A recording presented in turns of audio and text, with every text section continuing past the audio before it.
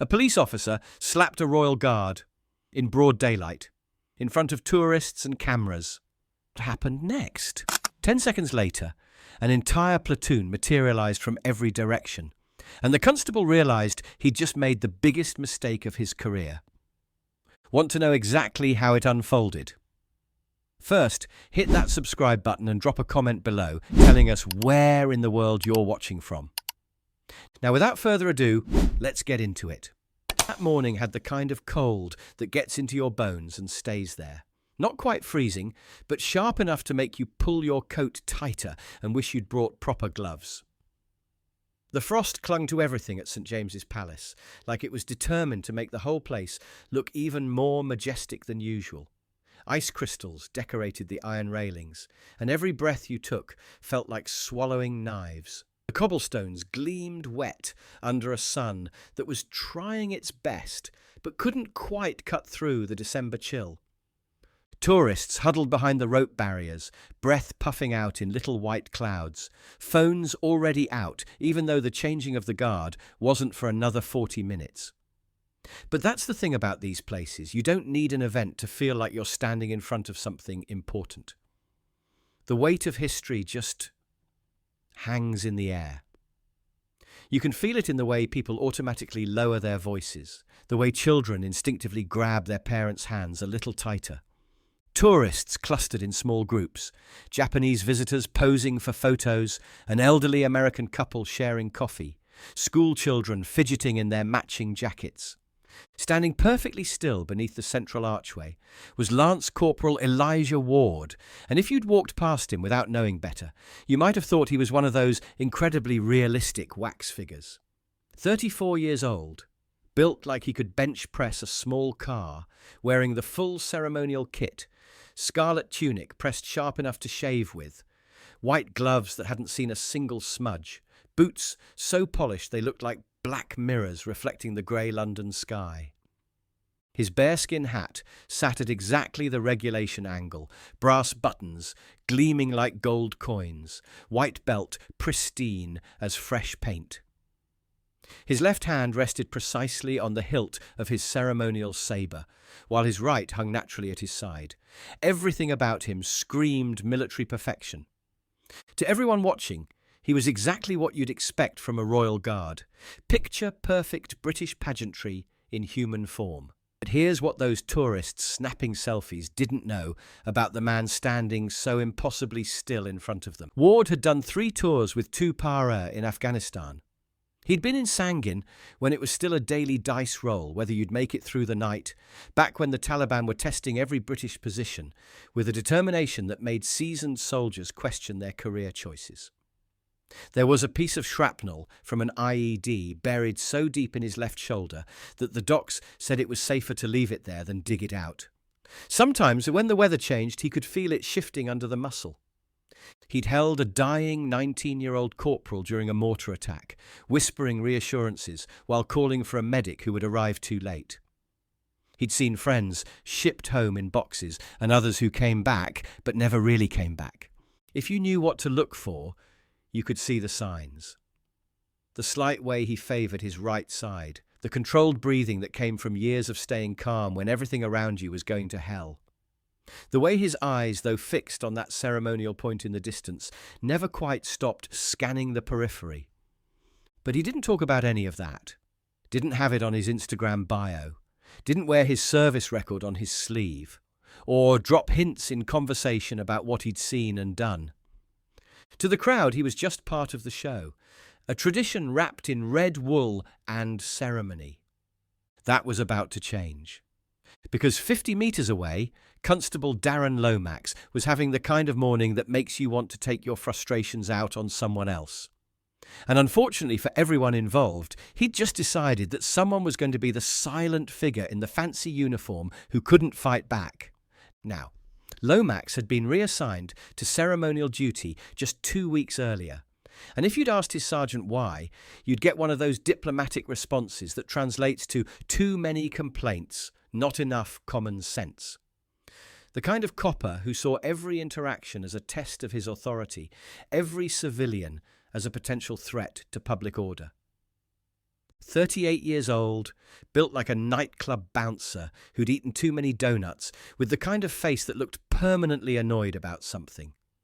His high-visibility jacket was zipped up to his chin against the cold, radio crackling periodically on his shoulder with routine check-ins from dispatch. He'd been pacing the perimeter for the last hour, ostensibly checking security protocols, but really just trying to stay warm and find something to do. That morning, he'd already been wound up about a traffic issue. Some delivery van had gotten lost in the ceremonial perimeter, and Lomax had spent 20 minutes shouting at a driver who barely spoke English. Small stuff, but Lomax wasn't the type to let small irritations stay small. He'd been standing at the edge of the square, watching Ward maintain that perfect stillness, and something about it was getting under his skin. Maybe it was the way tourists whispered reverently as they took pictures, like they were in a cathedral instead of on a public street. Maybe it was the way the other officers seemed to give the guards a respectful distance, treating them like they were somehow special. Or maybe it was just that Ward's silence felt like judgment, and Lomax had never been comfortable with being judged.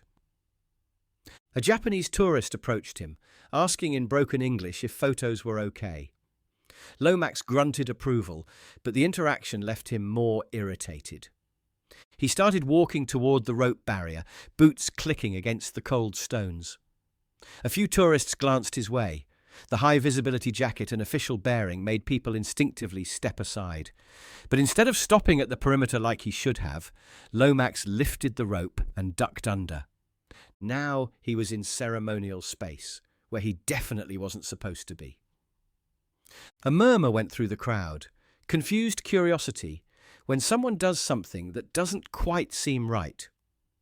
He walked right up to Ward and stopped close enough that any normal person would have acknowledged him, close enough that their conversation would be private if Ward had been inclined to have one. But Ward didn't move, didn't blink, didn't even seem to register that someone was standing 3 feet away staring at him.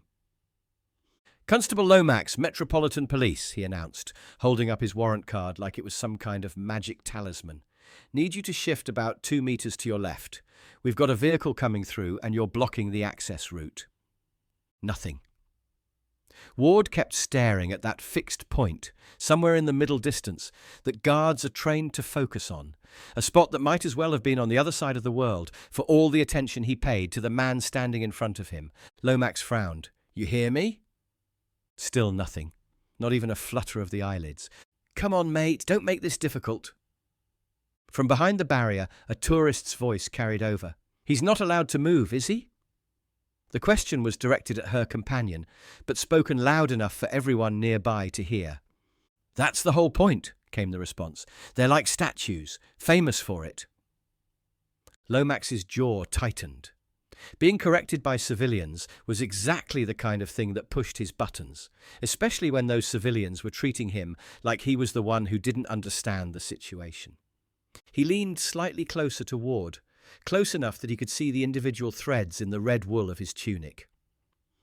"Look, I'm not asking you to break into song and dance. Just step aside for 5 minutes so we can sort this delivery out." Ward remained perfectly still. If anything, his posture seemed to get straighter, more precise, like he was demonstrating exactly what unmovable looked like. To Lomax, it felt like being ignored. And if there was one thing he couldn't stand, it was being ignored by someone he saw as beneath him in the food chain. "What's the matter?" His voice was getting louder now, carrying across the square. "Battery died in your costume?" A few uncomfortable chuckles from the crowd, but you could feel the mood shifting.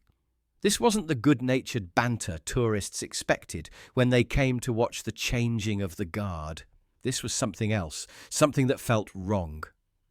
An elderly woman in a purple coat turned to her husband. "This doesn't seem right," she whispered. Lomax stepped even closer, now well inside Ward's personal space. Close enough that his breath fogged in the cold air between them, close enough that any normal person would have either stepped back or stepped forward to confront him. "You know what I think? I think you lot just stand here playing dress-up because you couldn't hack it in a real uniform." Still nothing from Ward. But if you were watching carefully, if you knew what to look for, you might have noticed his left hand, the one resting on his saber hilt, tense slightly before relaxing back to its proper position. A micro movement that spoke of tremendous self-control. A father holding his young daughter's hand spoke up from the crowd. "Officer, he's just doing his job." Lomax turned toward the voice, his face flushed now. "And I'm doing mine, sir. So unless you want to explain to your daughter why Daddy got arrested for interfering with police business, I suggest you keep quiet." The man stepped back, pulling his daughter closer. But the little girl kept staring at Ward with wide eyes, like she was trying to understand something the adults around her were missing. "Daddy," she whispered, tugging on his coat, "why is the policeman being mean to the soldier?" Father didn't have a good answer for that. Lomax turned back to the guard, and now there was something different in his expression. Something personal. Like this had stopped being about vehicle access and started being about winning a contest that only he was playing. "You really think you're something special, don't you? Standing there like some kind of statue while real police officers do the actual work." He jabbed a finger toward Ward's chest, not quite making contact, but close enough to be threatening, close enough that Ward would have felt the movement in his peripheral vision. "I bet you wouldn't last 10 minutes on a real beat, dealing with actual criminals instead of posing for tourist photos." Ward's breathing remained steady, controlled, eyes still fixed on that invisible horizon, but something in the set of his shoulders suggested that he was hearing every word and choosing not to respond to any of it, which only made Lomax angrier. The teenage girl in the crowd was recording now, sensing something significant was happening. "You know what? I don't think you can even hear me," Lomax said, his voice rising. "I think you're so far up your own arse with this ceremonial nonsense that you've forgotten you're supposed to be a human being." The crowd had gone completely quiet. Even the tour guide had stopped mid-sentence. Phones were recording, but no one was laughing anymore. Lomax took one more step forward, close enough now that he was almost touching Ward's ceremonial breastplate. Close enough that Ward could probably smell his aftershave. "What happens if I do this?" And with an open palm, he slapped Ward across the right side of his face. The sound cracked through the morning air like a gunshot. Sharp, definitive, irreversible. Gasps erupted from the crowd. A woman's voice cried out, "Oh my God!" Someone else shouted, "You can't do that!" A child started crying somewhere behind the barriers, but Ward didn't flinch, didn't step back, didn't even blink.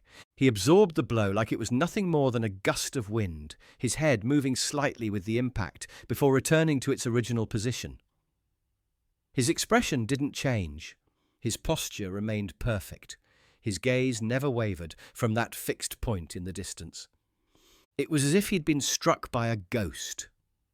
The red mark on his cheek was clearly visible now, a handprint against his pale skin, but he gave no sign that he'd felt it, no indication that anything had happened at all. Lomax stood there, hand still raised, breathing hard. For a moment, he looked almost surprised by what he'd done, like he'd crossed a line he hadn't meant to cross, gone further than he'd intended. But Ward's lack of reaction seemed to embolden him. "See?" he said, his voice shaky, but trying to sound triumphant. "Nothing, just a walking mannequin in fancy dress." But the crowd's reaction told a different story. The gasps had turned to angry murmurs. People were looking at Lomax like he'd just kicked a dog or knocked an ice cream out of a child's hand. A child's voice, high and confused, cut through the tension. "Mummy, why did that man hit the soldier?" The mother, a woman in her 30s with kind eyes and a Yorkshire accent, looked down at her son with an expression of barely controlled fury. "Because," she said, loud enough for everyone nearby to hear, "some people don't understand respect." For 10 seconds, nobody moved. Not Lomax, not the tourists, not even the pigeons that usually scattered at the first sign of commotion. The silence stretched like a held breath. Not one pair. Many pairs. And they were coming fast.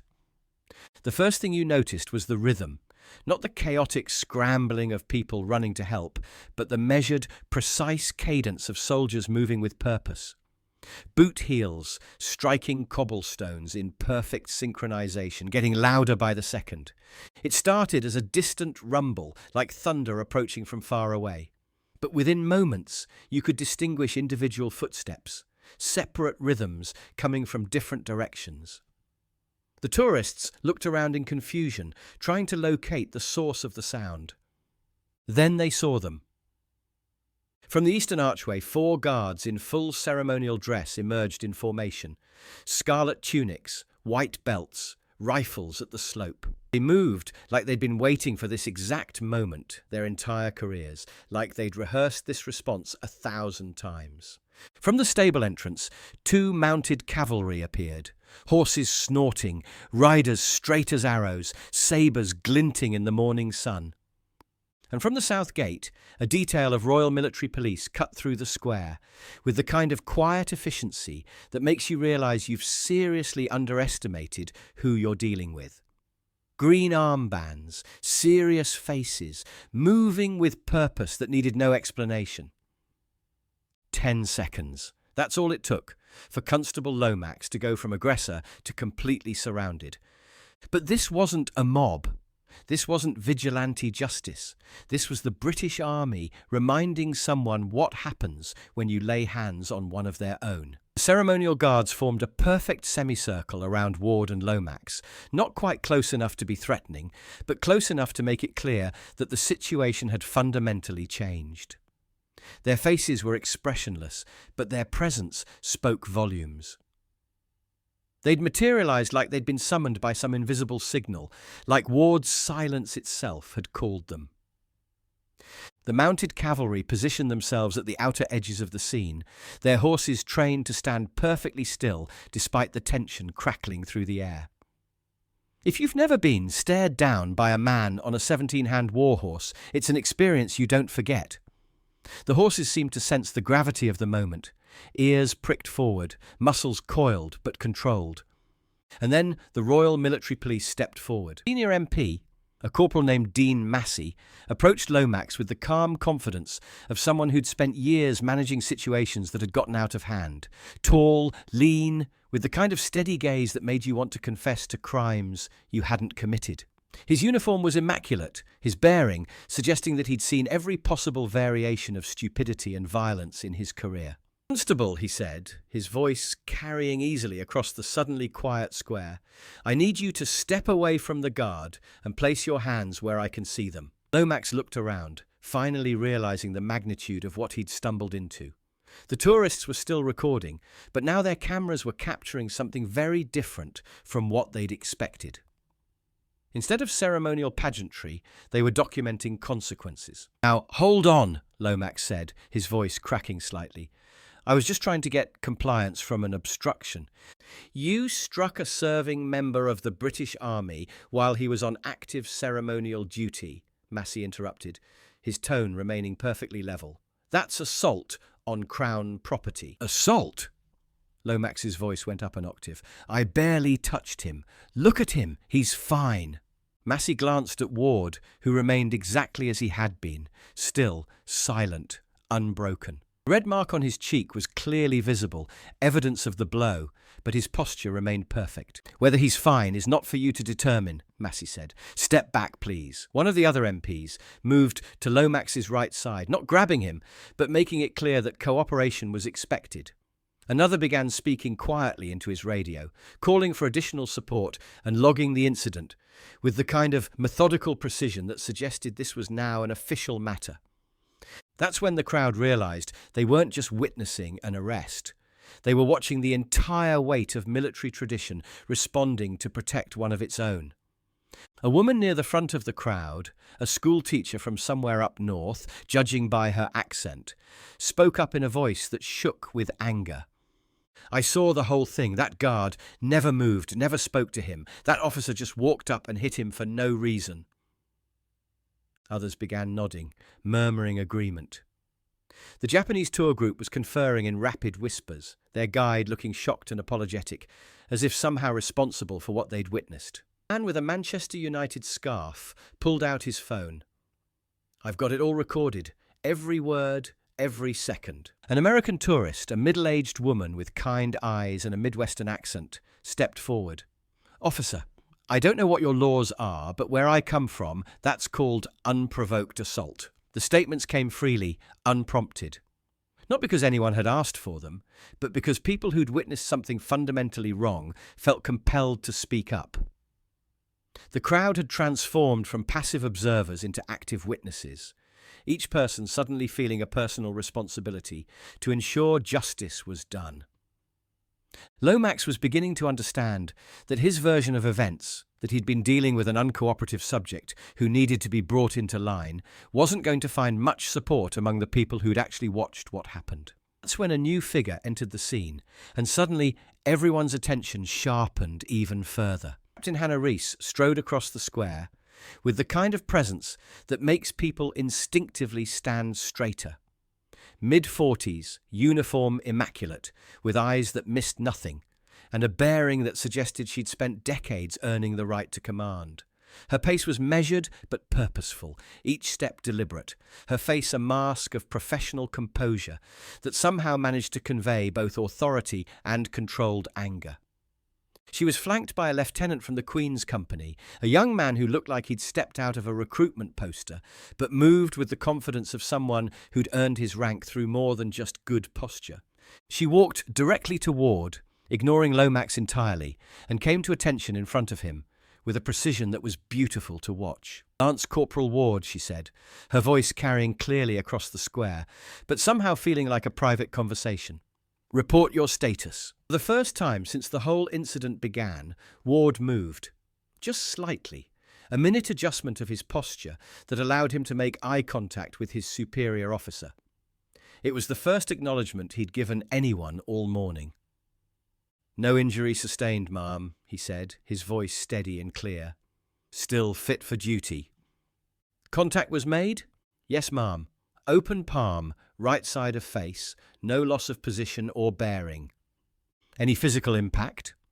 "Contact with jaw and bare skin, no breach of stance, no loss of control." Captain Reese nodded once, a gesture that somehow managed to convey both professional assessment and personal approval. In those few exchanges, she'd confirmed not just Ward's physical condition, but his mental state, his readiness to continue, and his perfect adherence to protocol under assault. "Understood," she said, and there was something in her tone that suggested pride alongside the professional evaluation. Only then did she turn to Corporal Massey. "Secure the constable for review under military jurisdiction. His actions constitute assault on a serving soldier during ceremonial duty." "Yes, ma'am." Lomax's face had gone pale. "Military jurisdiction? You can't be serious. I'm civilian police." "You assaulted a soldier on Crown property," Captain Reese said, finally looking at him directly. Her gaze was like being examined under a microscope. "That makes it our concern." Behind her, more officials were arriving. A senior aide from the royal household had appeared as if from nowhere, a man in an expensive suit who spoke in the kind of crisp, quiet tones that suggested direct connection to very high places. There were people with earpieces and clipboards, officials who moved with the subtle authority of those who represent ancient institutions. This wasn't just about one guard being slapped anymore. This was about what that slap represented.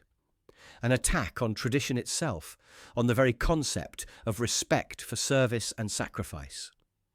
And that attack was being met with the full weight of institutional response. A black Mercedes had pulled up discreetly near the palace gates, its windows tinted dark enough that you couldn't see inside. Official plates, no fanfare. But its presence sent a clear message. Someone important was watching. Lomax was guided away from the immediate scene, still protesting but no longer with any real conviction. His voice had taken on a whining quality, the bluster completely gone. "This is mental," he said to anyone who would listen. "I barely touched him. You're treating this like I shot someone." But no one was listening. The tourists who'd filmed everything were giving statements to MPs who took their details with military precision, treating each witness like their testimony was evidence in a murder trial. And through it all, Lance Corporal Ward remained at his post. Still, silent, unbroken. The crowd had changed too. What started as casual sightseeing had become something else entirely. People weren't just watching a guard anymore. They were bearing witness to something they'd remember for the rest of their lives. The teenage girl who'd filmed the slap was still recording, but now her phone was shaking in her hands. She'd started filming, expecting to capture a funny tourist video, maybe a guard breaking character. Instead, she'd documented something profound. A father crouched down beside his young son, the same boy who'd asked why the policeman had hit the soldier. "Do you understand what just happened?" he asked quietly. The boy nodded slowly, his eyes still fixed on Ward. The soldier didn't fight back. "That's right. Do you know why?" The boy thought for a moment, watching Ward's perfect stillness. "Because he's stronger than the mean man?" His father smiled, feeling his throat tighten with unexpected emotion. "Exactly right." And in that moment, everyone present, tourists and officials, civilians and soldiers, understood that they'd witnessed something profound. Not just an incident, but a lesson in what real strength looks like. Ward had proven that sometimes the most powerful response is no response at all. Within the hour, something remarkable happened. Lance Corporal Ward stepped down from his post for a brief medical assessment. Not because he needed it, but because protocol demanded it. The examination took place in a small medical facility just inside the palace gates, conducted by a military doctor who'd seen enough combat injuries to know what to look for. The assessment took all of 10 minutes and found exactly what everyone expected. No injury, no concussion, no impact to his ability to serve. The red mark on his cheek was already fading, a minor irritation that would be completely gone by evening. But when he returned to the square 40 minutes later, everything had changed. He walked back to his position in a fresh uniform, the red wool pressed to perfection, his bearskin hat sitting at precisely the regulation angle. But this time, the crowd that had gathered wasn't just there for the spectacle. They came to see the man who'd stood his ground. A different kind of reverence settled over St. James's Square. Tourists still took pictures, but they were quieter about it, more respectful. Children still asked questions, but their parents answered in hushed, thoughtful voices. "That's him," a woman whispered to her husband, pointing discreetly toward Ward. "That's the guard who got hit." "What did he do?" the husband asked. "Nothing," she replied, and there was wonder in her voice. "That's the point." The elderly American couple who'd been sharing coffee earlier approached the barrier, the woman carrying a small bouquet of flowers she'd apparently purchased from a nearby vendor. "Excuse me," she said to one of the stewards, "is there any way to give these to the guard? To thank him?" The steward explained gently that guards couldn't accept gifts while on duty, but the flowers were placed at the base of the barrier anyway, where Ward could see them. Within an hour, they were joined by others, a child's drawing of a soldier, a small British flag, a handwritten note that simply said, "Thank you for your service." Ward resumed his position, as if the morning's events had never happened. Same perfect posture, same fixed gaze, same unshakable presence, but now everyone watching understood what that stillness represented. It wasn't just ceremony, it wasn't just tradition, it was strength. Pure, distilled, unbreakable strength. The kind that doesn't need to prove itself because it simply is. As the afternoon wore on and the crowd gradually dispersed, people left St. James's Square carrying something they hadn't expected to find. Not just photos or memories of a tourist attraction, but a story about dignity under pressure, about choosing composure over conflict, about the difference between making noise and making a statement. The teenage girl who'd filmed everything posted the video online that evening with a simple caption, "Today, I learned what real strength looks like." The video went viral within hours, but the comments were thoughtful. respectful. People sharing stories about choosing restraint over retaliation. Constable Darren Lomax learned that difference the hard way. By the end of the day, he was facing disciplinary action, possible criminal charges, and the kind of career-ending scrutiny that comes from forgetting where you are and who you're dealing with. His assault on a serving soldier was captured from multiple angles, witnessed by dozens of people, and would follow him for the rest of his career. But Lance Corporal Elijah Ward, he just kept standing, still as stone, strong as steel, silent as the centuries of tradition he represented. And in that silence, he'd said more than 1,000 words ever could. The flowers at his post grew throughout the week. Small tokens from visitors who'd heard the story, understood they'd witnessed something rare. So here's the question that matters. When someone tries to provoke you, tries to make you break, tries to drag you down to their level, what's the stronger choice? Fighting back or refusing to be moved? In our world of instant reactions and social media explosions, is there still power in choosing silence over spectacle? Let us know what you think in the comments below. These conversations matter more than you realize, and we read every single response. This story showed you something about real strength, about what it means to stand your ground without throwing a punch. Go ahead and hit that like button. It genuinely helps more than you know. Subscribe and turn on notifications so you never miss our daily stories about the remarkable men and women who guard these ancient traditions. And if you know someone who needs to see what true dignity under pressure looks like, someone who thinks strength means making the most noise, share this video with them. Your next Royal Guard story is waiting right there on your screen. Click it, and we'll see you tomorrow with another moment that proves the same truth over and over again. Real strength doesn't announce itself, it simply stands. And when it does, even the loudest voices in the world discover they have nothing left to say.